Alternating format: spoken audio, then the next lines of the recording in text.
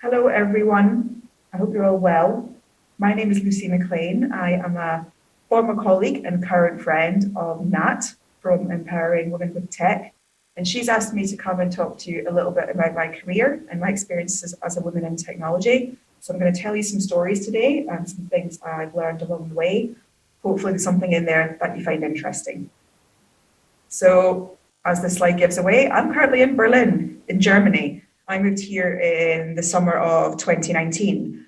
This is a picture of part of the mural on the Berlin Wall, which is about 15 minutes walk from where I live at the moment. This is one of the most famous sections of the East Side Gallery. And it's a fabulous place to visit. It's very, very quiet at the moment, really strange without a large number of tourists around. And Germany, at the moment is going through really interesting times, as is the rest of the world. And Berlin especially is a very interesting place on International Women's Day, because on March the 8th, it is a public holiday. And it's been a holiday in the city for a couple of years now. And because it falls on a Monday, we get the day off work. And when I say we, I mean all genders, not just women. But it's a pretty nice thing to have. Obviously, given it's the middle of a pandemic, there's not a lot to do. Most things are closed, but it's still nice to have a day to kind of rest and appreciate our fellow women. So I'm going to tell you a little bit about my career and where I started and how I ended up in technology. And I started as a journalist. And this is a picture taken of me and one of my teams at just before 9:10 in the evening on December the 31st, 1999. We were the BBC News 24 Millennium Night Shift. I'm down the front-ish. I'm in the green cardigan with the white glass, the white cup, which would have been full of champagne or some cheaper version of that. And we were the night shift, kind of looking at the celebrations and things and anything else that might happen over the millennium, obviously keeping a big eye out for the millennium bug. But it was a pretty quiet shift and we had quite a nice time, actually. And I became a journalist in 1996. I did an English degree, I got a journalism postgrad, and then I entered a competition. And it was a competition to be the Times Young Foreign Correspondent of the Year. And if you were a finalist of the competition, you got invited to London to present your idea. And the winner got the money and sponsorship from Lufthansa to go and write this story. And I came second, so I didn't win. But one of the judges was John Simpson, the then and still current BBC's World Affairs editor. And I got the impression there'd been some debate in the judging room about who should win.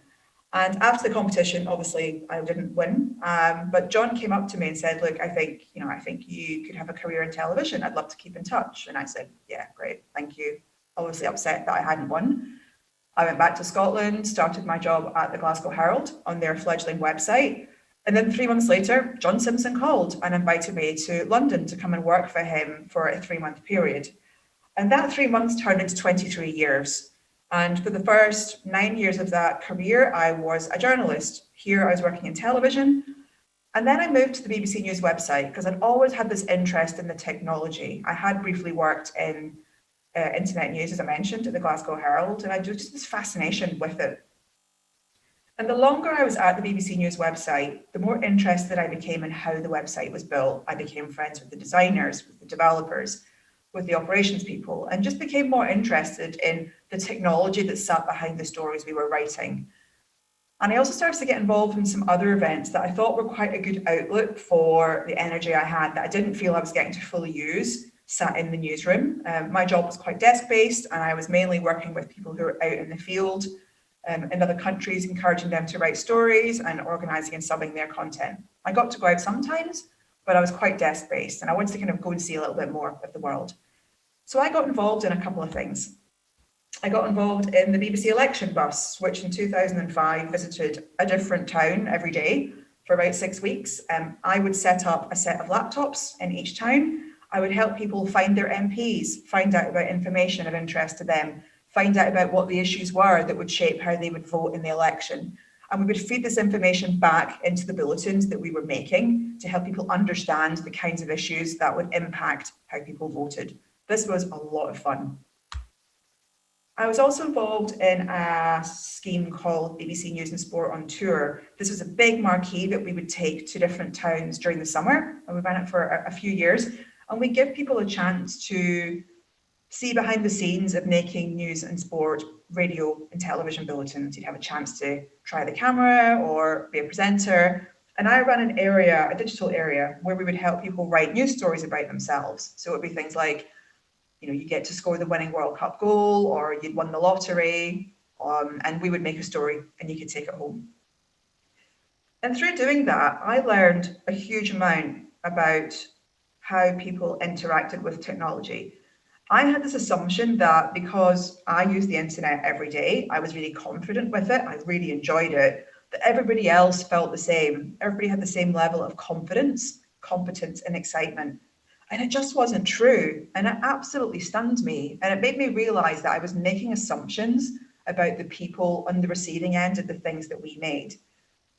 And that I thought it was really important that I started to kind of get a bit closer to our audiences to understand their needs, what mattered to them, to make sure we were making things that helped them in their lives. It was a really interesting time. Also around this time, I'd been in the same job for a few years and I was really enjoying this work, and I was finding that I wasn't really learning in my other job anymore. And that sense of learning is something that's really important to me. I really feel that I want to keep learning all the time. There's always something you can learn in a job.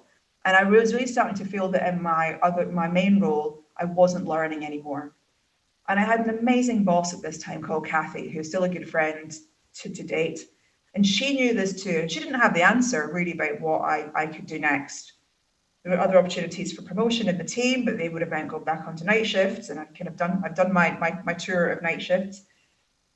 And she said to me one day, we've got this department called editorial development, and there's an attachment, short-term vacancy, to be something called a product manager. I don't really know what that means, but it's something to do with the mobile internet.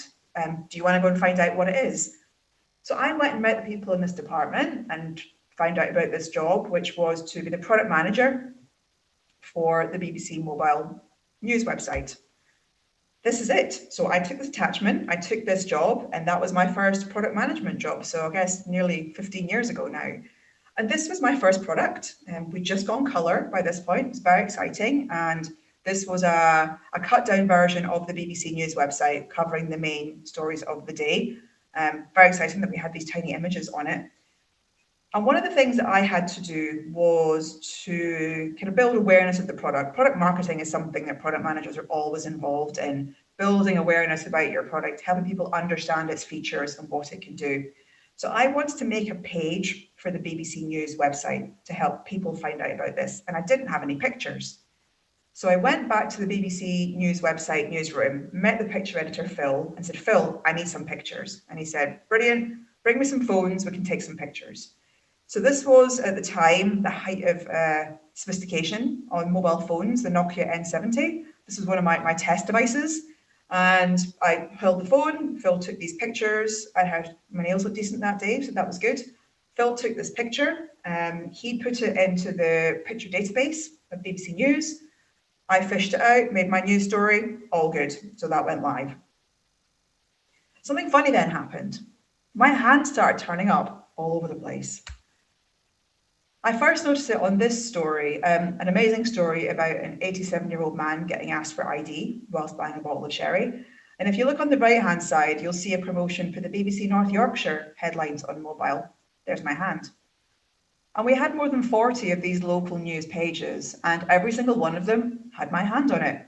I didn't put it there, but it was there because this photo was in the archives. A couple of months later, my hand turned up on the Russian website. This is a story about theatres in St. Petersburg putting in technology to stop mobile phones from ringing during theatre performances. Great story, nothing to do with my hand. And then my hand was featured in a story that also featured my website. And in 2008, the BBC News mobile website was more popular than Google on mobile platforms. Really exciting stuff. Mobile was really starting to grow here. And by this point, I was absolutely hooked on products and technology. I loved the fact that it never stopped changing. I loved the fact that I was part of something that was growing. We were all learning about this constantly. We were setting the standards in some ways. And it was a really exciting thing to be part of. And again, came back to that point about, am I still learning with this product? And the answer was no. And there was an opportunity to join another department to work on some different products where I could test the skills that I'd built and the tools in my toolkit to see what worked on other products too. So this was my next product. This is the BBC mobile homepage. And we built the first personalized BBC mobile homepage. So you'll see these little edit buttons on the right-hand side. What I learned from this very quickly was that because you build something doesn't mean people use it.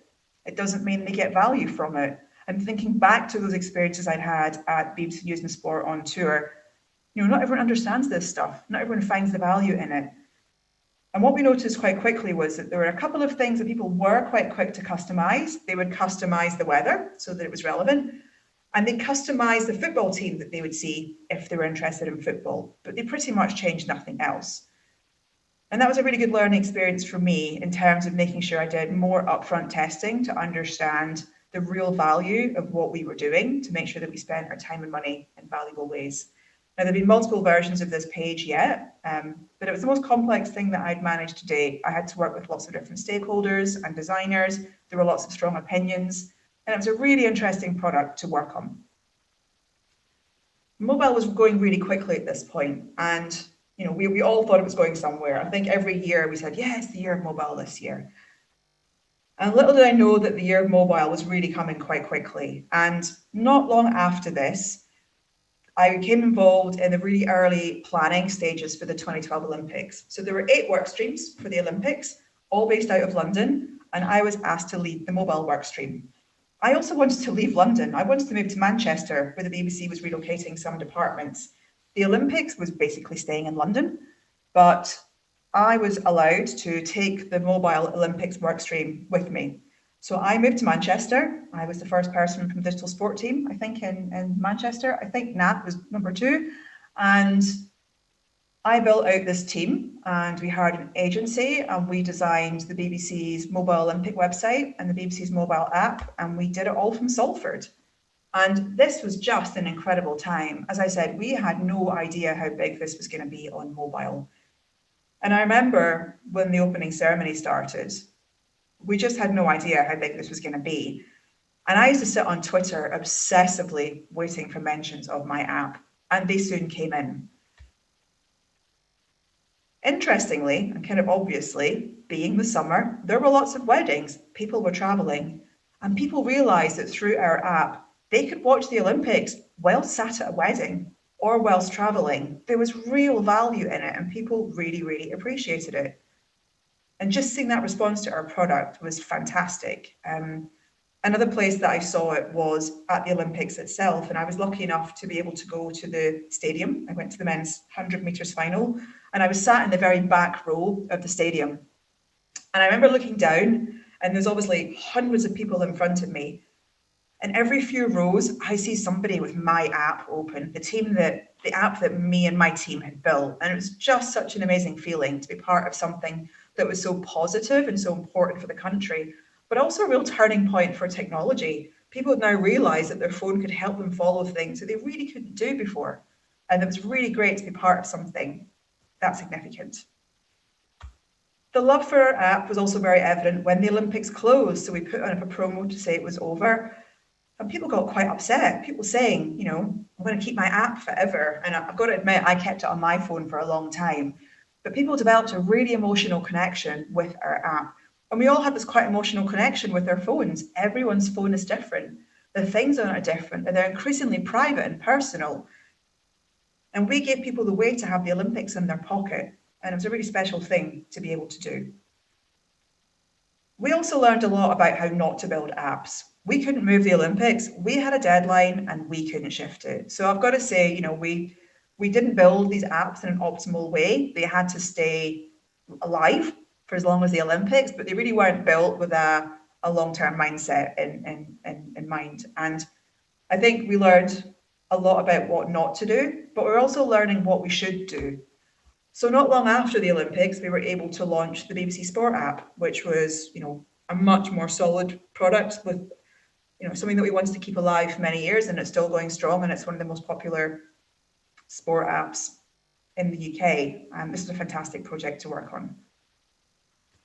But again, this is also the time when I was starting to think, right, am I learning anymore? What do I do next? And I went to my boss, who was also the boss. He led the development teams across multiple parts of the organisation, including BBC Children's, and said to him, I'm not really learning anymore. Like, how can I get an opportunity to learn more? And he said, well, do you want to go and spend some time in children's? I'd appreciate someone to go and looking at the children's app portfolio. And I did that, and eventually I became the head of product. And at that time, we had the Playtime app live and Storytime had just gone live. And over the course of the next 4 years, we grew that team from about 35 people to 90 and hugely grew the portfolio of products. We secured a large round of investment because the BBC knows that children are a really important part of its audience. I think the way the BBC approaches making children's content and children's products is just absolutely world class in its approach to making sure that there's some real kind of nutritional value at the heart of all content, whether it's purely for education or entertainment. And it was a fantastic set of products to work on. It also taught me again a lot about going back to basics with understanding your users. As I said before, back at News and Sport on tour, I met people who had never used the internet before. And the children's products, I'm not 5, I'm not 7, I'm not 9, I'm also not a parent. So I really had to challenge all my assumptions about what I thought people wanted.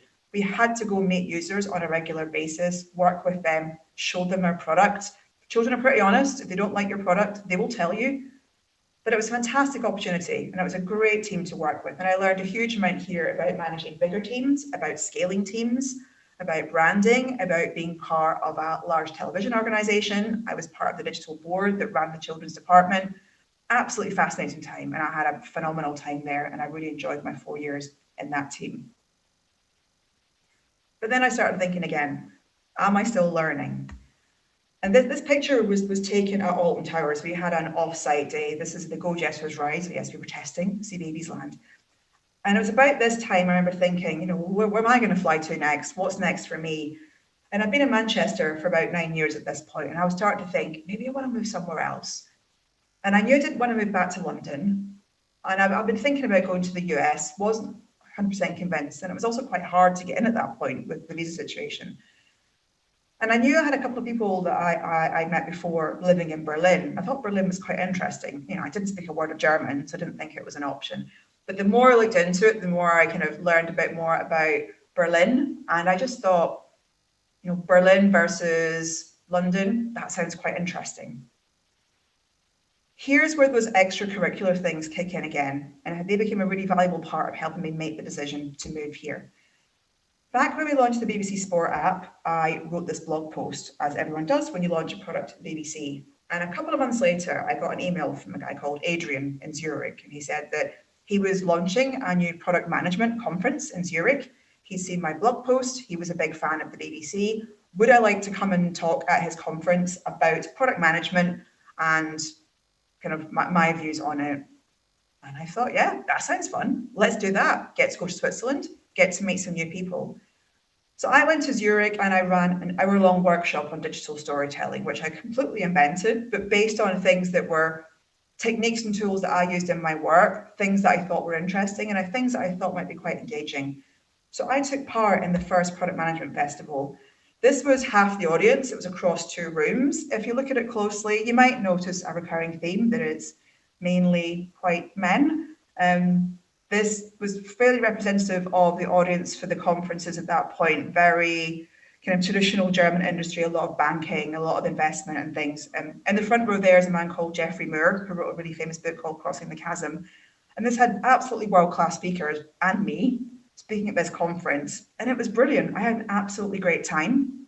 And off the back of my talk, I was then invited to come to UBS.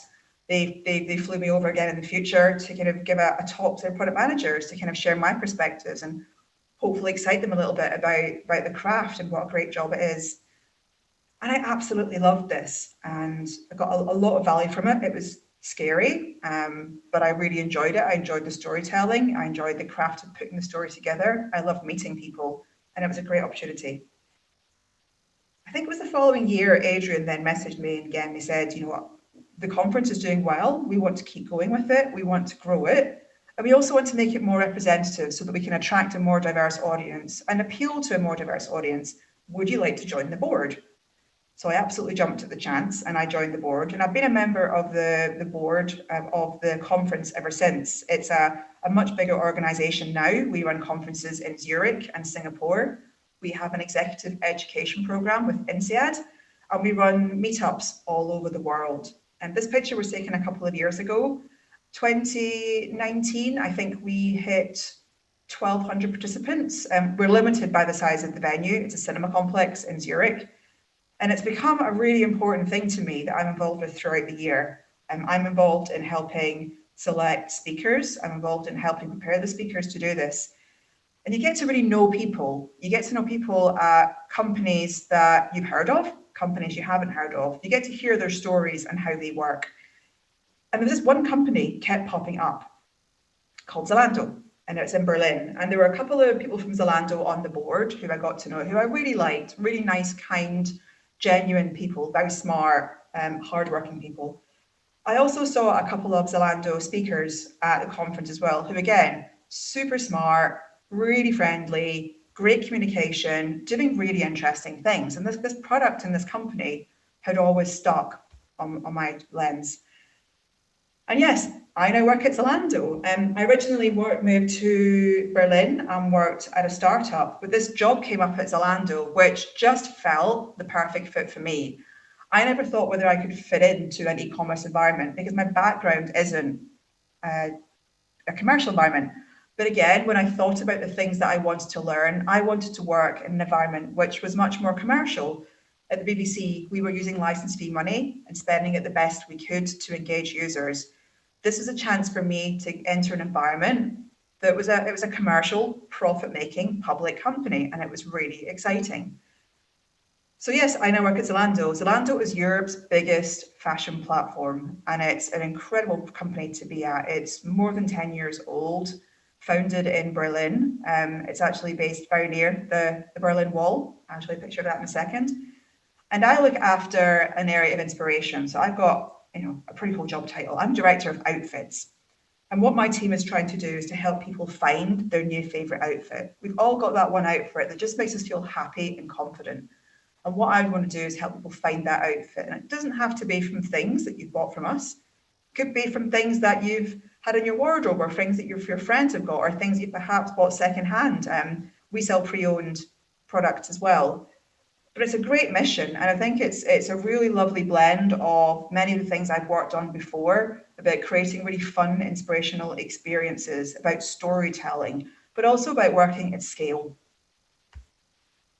Just to give you an idea of some of the things that my team develops and looks after, we work closely with hundreds of creators and influencers across Europe to create outfits using products you can buy from Zalando and similar items.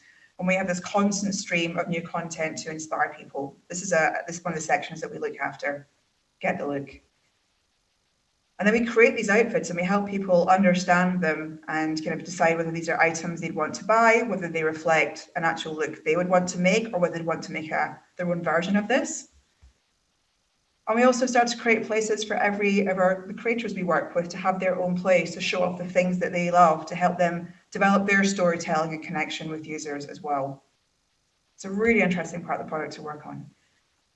And I took this picture of the Zalando campus before I joined the company. This is the back of the Berlin Wall, and this is an event to mark, I think it was 30 years of the wall coming down. So this incredible light show featuring the work of Thierry Noir. And Zalando has become a really important company in Berlin. It's one of the big startup success stories, and there's a lot of really interesting work happening in Zalando and in Berlin. And what I love about Berlin is that I feel like I'm learning a lot about Germany, but Berlin's is kind of different. It's very international. Zalando works in English. 97% of my team are non-German. They're from all over the world, and it's been absolutely incredible meeting people from countries that I know little more about than their name. I'm also completely blown away by the level of English these people speak, by the number of language everyone speaks. Frankly embarrassed at how poor my language skills were before I joined the company. I'm working really hard on my German at the moment. And I also feel very fortunate that I get to work in my native language. And again, my background in writing and communication is a real skill and something that I work hard to try and support my team to develop, but they're absolutely incredible. It's a really interesting place to work, and I absolutely love it. What I also love about Zalando is its morals and its ethics. And this is something that I wrestled a little bit when I left the BBC was I worked for something that has got a really strong core set of values. We were there to really serve the public and do our best. And especially those children's products, everything we did was about trying to help children develop and grow and kind of discover themselves. And I think it's been interesting joining a company during a time of crisis because when there's a crisis, you can't be anything other than who you are. And I think when I joined the company in April last year, which was just after we all went into lockdown, I was looking for the signs this was a good place to work, from the way people behaved, the way they spoke to each other, the communications coming from the leadership team. And I was absolutely so impressed and blown away by their concern and consideration from our colleagues who were working in the warehouses to serve packages. Zalando is a company where people are buying clothes online from because it's one of the ways you can buy clothes during lockdown. And I feel very fortunate to be part of a sector which is doing well, but also I work for a company which is very conscious about being humble and appreciative. And it's been a really interesting journey. And again, as part of my learning experience is seeing the kinds of communications that come and the kinds of behaviors that you can create in a commercial environment. This is an example of a piece of street art that Zalando created. And actually, I went past this on the train and I took a picture of it before the Zalando branding was put on it. I just saw it and thought it was beautiful. The campaign and the words above say, "We will hug again." I'm looking forward to the day where we can all have a real proper hug, because I think we all probably need one at the moment. And it's just been really interesting getting close to a digital company and just seeing it, understanding the world around it, and kind of working out what its place is in the world. And it's been a really great experience. So again, I'm kind of just reflecting on this now. This is where I am now. I'm in Berlin at Zalando, really enjoying my job, learning a lot. But I keep coming back to these two questions. These are two things that I think I realise now that I was asking kind of unconsciously and then consciously at the key turning points in my career. And if you're somebody thinking about your career, or also if you manage other people, these are really important questions to think about for yourself and also for others, and really think about how you can be proactive to make the most of your current situations and how they can help you find the new ones. So think about how you are learning. How are you learning in your current role? And it could be, a real kind of active learning in terms of learning a new skill. It also could be about learning about a new environment. And I think at the moment we're probably all learning, and we have been learning for the last year about how to cope with Zoom fatigue, how to cope with homeschooling, how to manage people and workloads when you're working in a different environment. I think, we're coping with a lot at the moment. And I think, especially with those moments where it feels really tough, taking a minute out to think about how am I learning from this? What am I learning? What have I added to my toolkit that I can use in the future? And that can help you find some satisfaction in those points where it feels really hard or a bit dull. This is a really important thing to bear in mind. And again, this theme that I mentioned a few times about doing new things, building networks, broadening your horizons, all those things I did from entering that competition when I was a student, through to getting involved in news and sport on tour, through to speaking at that conference in Zurich, then joining the board, they were all things that were kind of scary. I'd never done them before, but they were worth doing because they were exciting. And in the end, they've actually been things that have been pretty crucial to my career journey. They've helped me learn about more companies, learn about jobs, meet people, learn about the world, and kind of gather some more skills that I'm really grateful for. And that's something I intend to keep doing. In Zalando, I am really active in helping shape our training programs for product managers, helping foster the community of senior product leaders. It's a great way to get to know people. It's a lot of fun. And again, who knows where it might lead in the future. So that's my story. I hope there was something of interest in there for you. From me and Berlin's favourite man, David Hasselhoff, we wish you a very happy International Women's Day. Feel free to reach out to me if you'd like to talk about Zalando, Berlin, product management, David Hasselhoff, anything else that comes to mind. I've really enjoyed telling you my story, and I hope you're all well. And again, happy International Women's Day.